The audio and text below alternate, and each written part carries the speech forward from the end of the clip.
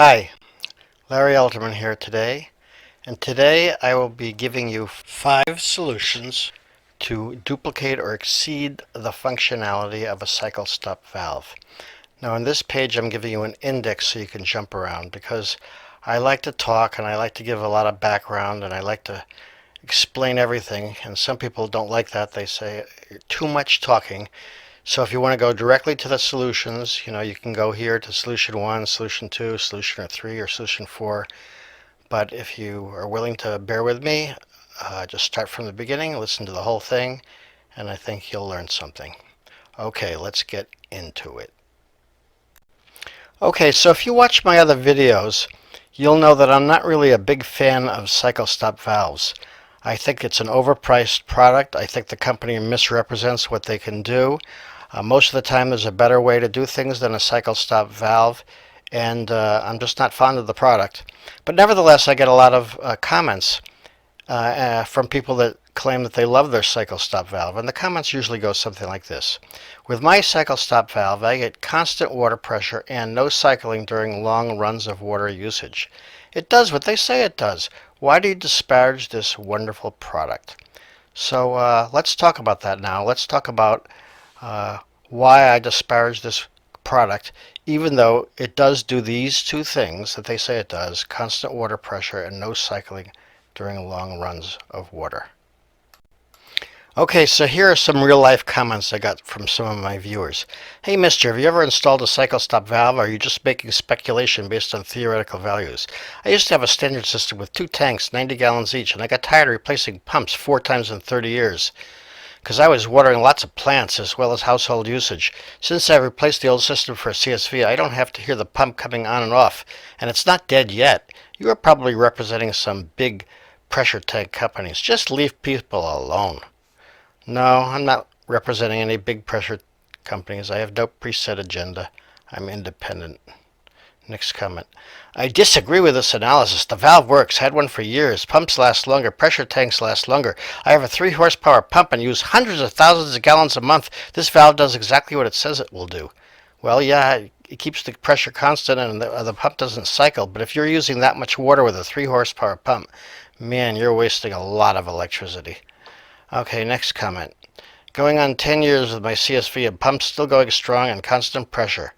I was skeptical, but it works. Yeah, again, you're going to get constant pressure and no cycling on long runs. So if that's what you're considering, you got what you want. Okay, going on 10 years, no problems, constant pressure, no cycling. Again, you're focusing on these 2 things and you're getting those 2 things, so you think you are happy. Well, you're happy, but you don't know that you shouldn't be happy. Okay, let's continue. So I want to give an analogy to these people that are so happy with their cycle stop valves. So suppose you have a leak in your faucet and you hire a plumber who replaces the faucet and some of the plumbing at a cost of $500, and your leak is fixed. You are a satisfied customer, and unless somebody tells you that you never realized that the leak could have been fixed by replacing a $1 washer, then you're happy. Then when you're telling someone about the nice plumber that fixed your leak, he says, "Oh, I know that plumber. He's a scam artist." And you say, "How dare you? He fixed my problem and I am a satisfied customer. Why do you put him down?" So you're happy. You never know that you shouldn't be happy, but you never know that you never knew that you could have fixed the problem with a $1 washer. So that's very analogous to what's going on with these cycle stop valves. Okay, so let's talk about the profile of a cycle stop valve lover. They desire constant pressure, and they do get that, sort of. I'll talk about the sort of in a second. They desire no cycling during long runs, and they get it. So they get these 2 items from a CSV, so they are happy. They are not aware that there's a better way. In particular, they are not aware or don't care that they could have solved the problem at a far lower cost. They are not aware or don't care that they are wasting significant amounts of electricity.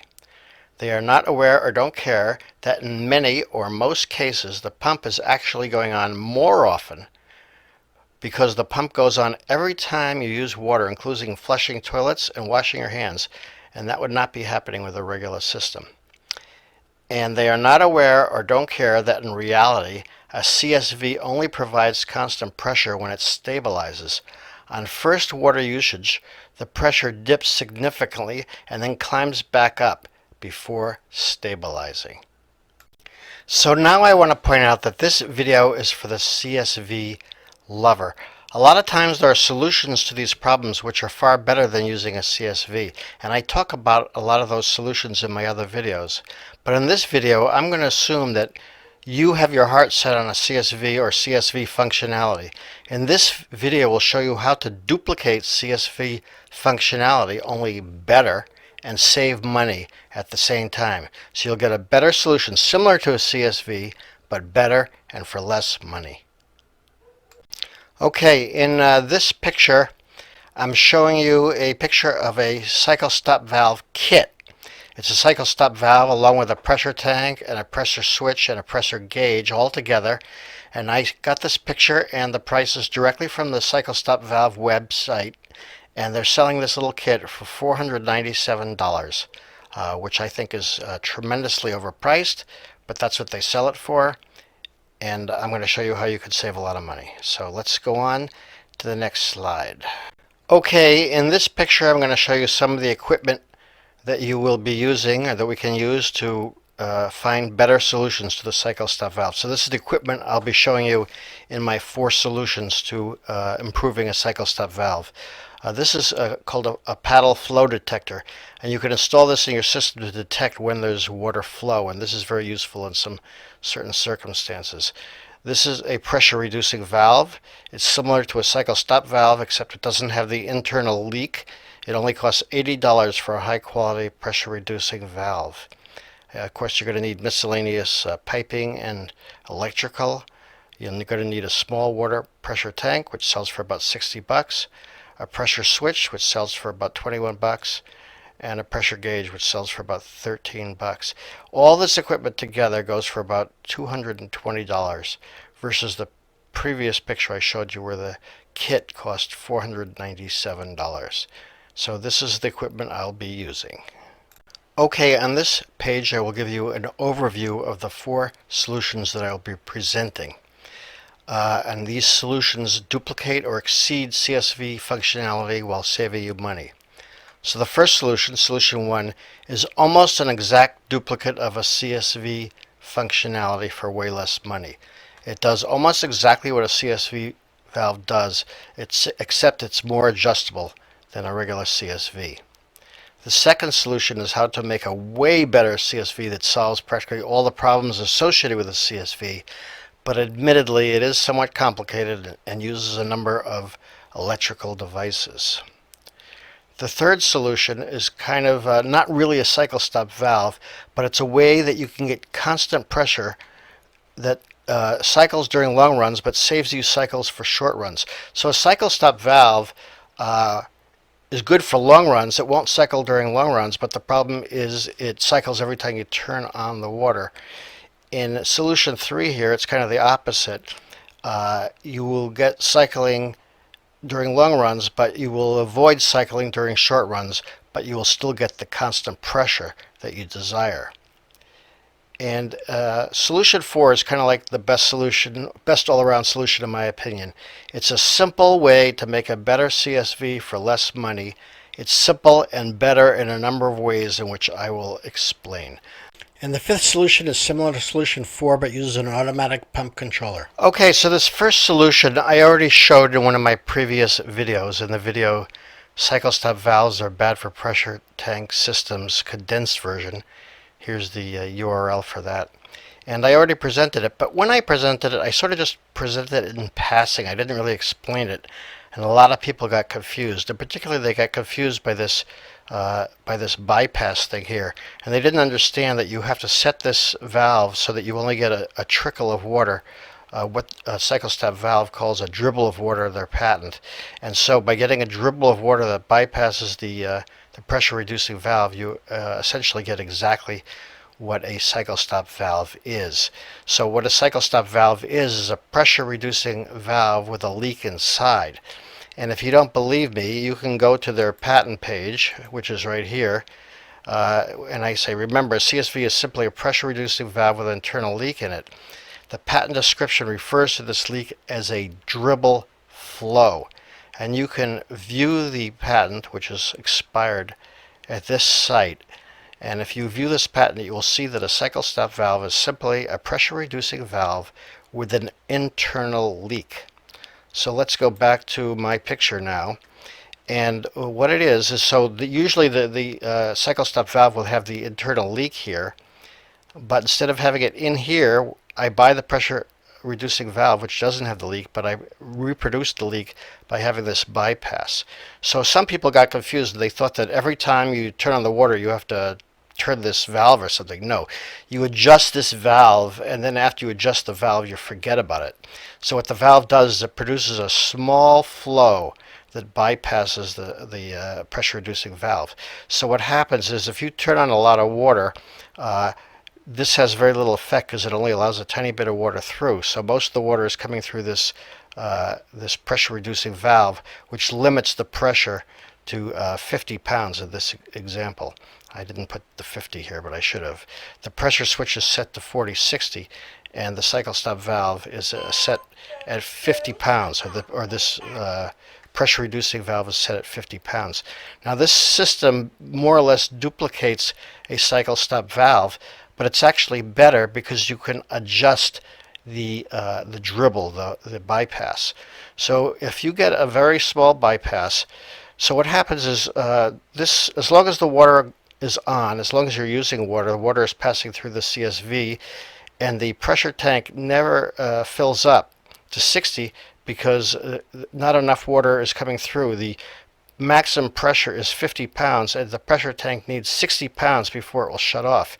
So, and only after you turn off the water does the water dribble through this bypass and go into the pressure tank at a very slow rate and refill the pressure tank. And with a cycle stop valve, that rate is preset to about 1 gallon per minute.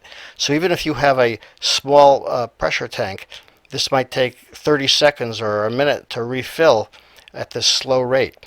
Now with this water gate valve here, you can adjust the bypass rate. Now if you adjust it too slow, it will take a long time to refill the pressure tank. And if you adjust it too fast, you might get cycling, which you are trying to avoid because you don't want cycling. It's a cycle stop valve. But this gives you the option of adjusting this valve to as high a value as possible and avoid the cycling, which will take some experimentation, but once you have experimented correctly, you can set this valve to that value and forget about it, and you will get the no cycling on the long runs, and the pressure tank will fill up faster than it would with a cycle stop valve because you've set the dribble rate, the bypass rate, to your custom setting for your custom system. Okay, and this system can be made for more or less about $200. Okay, so now let's go on to solution 2. Okay, I'm not going to talk too much about solution 2 in this video because I've already made a whole video dedicated to solution 2. And the video is called Make Your Own DIY Cycle Stop Valve from These Parts, Better, Cheaper, More Efficient, Less Cycles. And this is the URL. You can search my name and it will DIY and it will come up. But the only thing I want to say about this system is that it solves practically every problem associated with a cycle stop valve. It produces a really good system. It produces high constant pressure and no cycling, and it solves some of the other problems like like the pressure dip and rise on first startup and the slow refill rate of the pressure tank. It solves almost every problem, but the thing is, it is somewhat complicated. Carrie Austin referred to it disparagingly as a Rube Goldberg device. So it is a little complicated and probably not for everybody. If you do it, it's going to be really good. But if you don't want this, I would understand. But if you want to get into how this works, go to this video, Make Your Own DIY Cycle Stop Valve from These Parts, Better, Cheaper, More Efficient. And here is the URL, or just search my name, or just look at the playlist.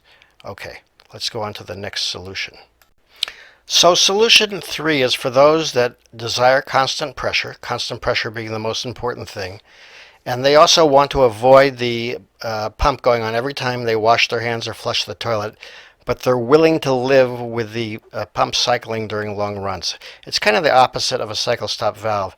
The cycle stop valve will go on, the pump will go on every time you use the water for short runs, like flushing the toilet or washing your hands, but it will avoid cycling during long runs.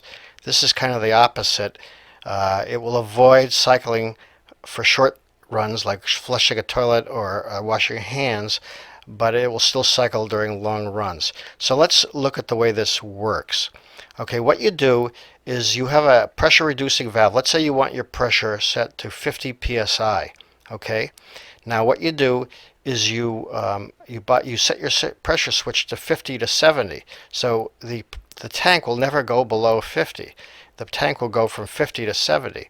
Now, as you use water, the pump will go on and off, filling the tank to 70 and then reducing to 50 before it goes off. Meanwhile, since the tank is never below 50 pounds, it cycles from 50 to 70, this pressure reducing valve on the output will limit the output to 50 psi, and you will get a constant pressure of 50 psi all the time. Now, there's also an advantage to this, several advantages over a cycle stop valve with this system. When the water goes off, when you stop using water, the pressure tank will fill up, and it will fill up at a regular rate. It won't be filling up at this dribble rate of 1 gallon per minute. It will fill up quickly. And then the next time you use the water, when you start up your water again, you won't get the fluctuation. So with the cycle stop valve, you get the dip, and then you get the rise, and then you get the stable. But here, since you're starting at 70 psi, but you have a cycle stop valve, you have a pressure reducing valve reducing it to 50, you'll never get any fluctuation. So whereas a cycle stop valve has a fluctuation at the beginning of a run, every time it will fluctuate at the beginning of a run before it becomes constant. But here you will have a constant pressure the whole time. Okay, and now I want to talk about the pressure tank for a little while. The pressure tank used for solution 3. You can make this pressure tank any size you want, and the bigger it is, the better, unless you don't want to pay that much or unless you don't have the room. In general, the bigger the better. So what happens when you have this big pressure tank is that it fills up, let's say, to 70 pounds, and then the pump goes off, and the pump will not go back on until the pressure tank goes back down to 50 psi, and then the pump will go on because this pressure switch is set to 50-70. So if you have a large pressure tank here, you can get a lot of short runs. You can get a lot of washing your hands, washing a dish, flushing a toilet. You can do that quite a number of times before the pump will go back on. Whereas with a cycle stop valve, you need a very small pressure tank, and every time you use water, the pump will go on. Now, cycle stop valve likes to say, oh, there's no reason you can't put a large pressure tank with a cycle stop valve. Oh, yes, there is. There's a very big reason why you can't use a large pressure tank with a cycle stop valve. In fact, 2 reasons.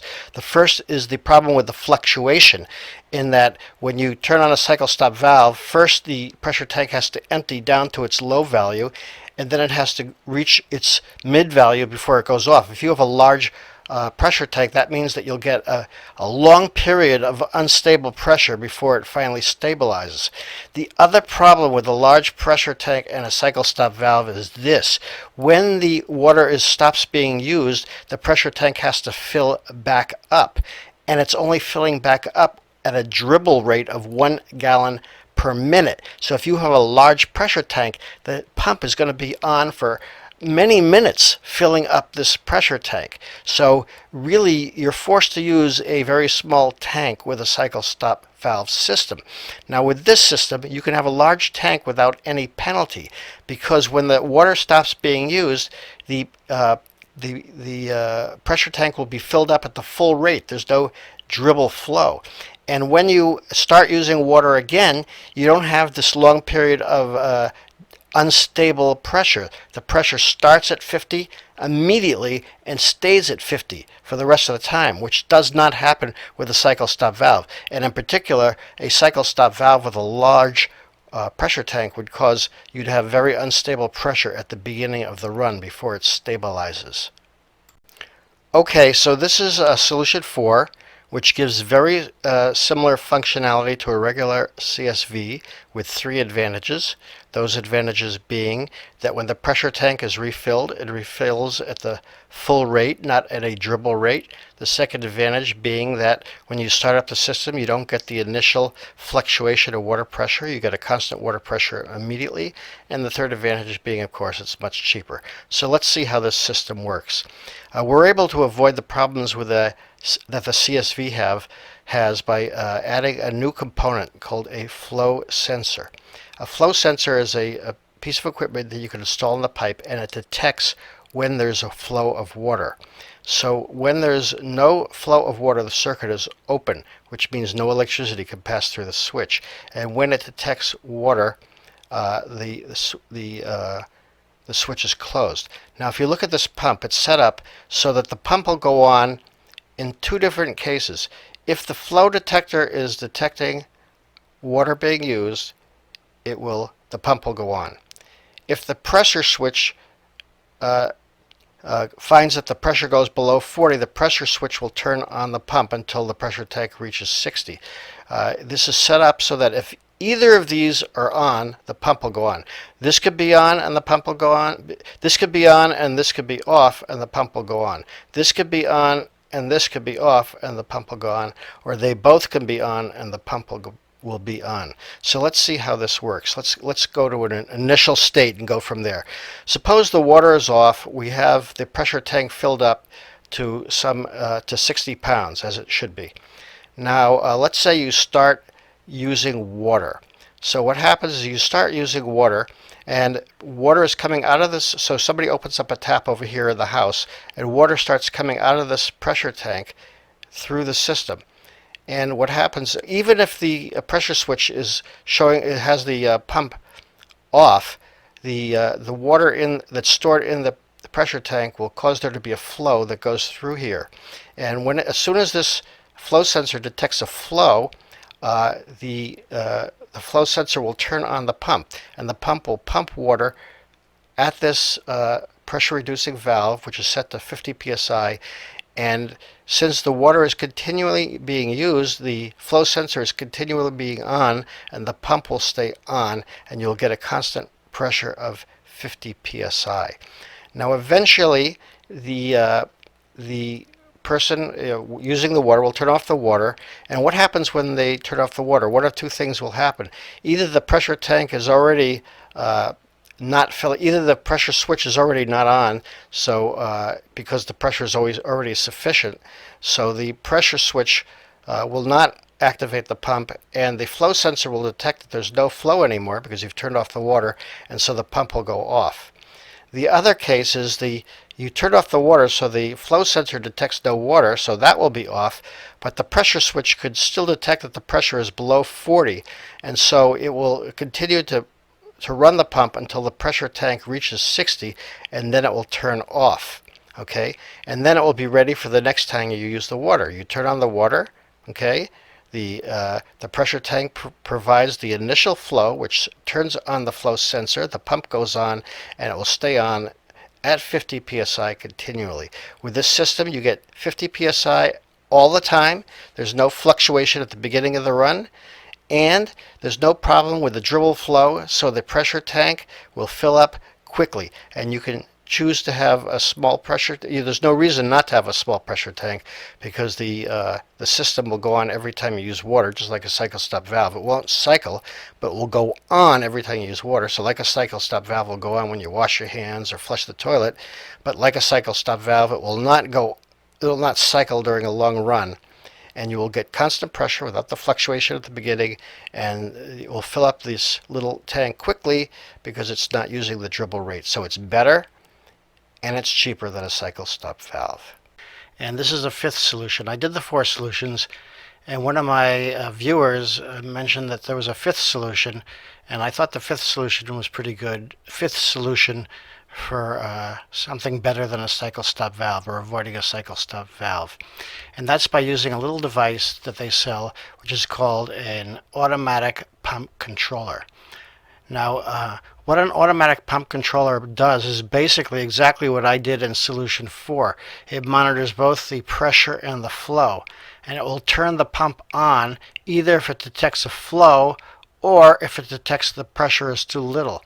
And so it's basically doing exactly what I'm doing in solution 4, except instead of doing it with mechanical components as I did it in solution 4, it does it electronically in one unit. In this one unit, it monitors both the pressure and the flow. And so you might like doing it this way better. It's a little simpler than solution 4, or you might like my way better because it's physical components instead of electronic components, and some people don't like the idea of depending on electronics that they don't understand. But functionally, this is exactly the same as solution 4. Solution 4 uses a pressure switch and a flow switch and combines their functionality to get the CSV equivalent to working, and this does the same thing. And like solution 4, this will go on immediately as soon as you turn on the water. It will provide exactly the right pressure. Now, the flow switch, this automatic pump controller, it does not control the output pressure. The output pressure is simply whatever the pump can deliver. So if you want constant pressure, you still have to add this PRV valve over here, just like I did in solution 4.